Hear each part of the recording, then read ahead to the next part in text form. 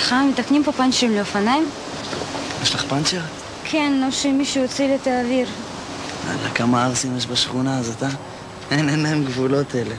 חסר לך את הבורג של הוונטיל. אתה יכול לסדר את זה עכשיו? כן, אין בעיה. את חדשה פה, נכון? כן. עברנו לפני שבוע. איפה? בתל אביב. דרום תל אביב. אני אסי. טניה. ראיתי שאת מחפשת עבודה. נכון. מאיפה אתה יודע? ראיתי אותך תולה מודעה במרכז. אני יכול לעזור לך אם את רוצה. באמת? יופי. איך? מה, אני מכיר כאן את כולם. בכלל, אם את צריכה משהו בשכונה הזאת, כאן זה הכתובת.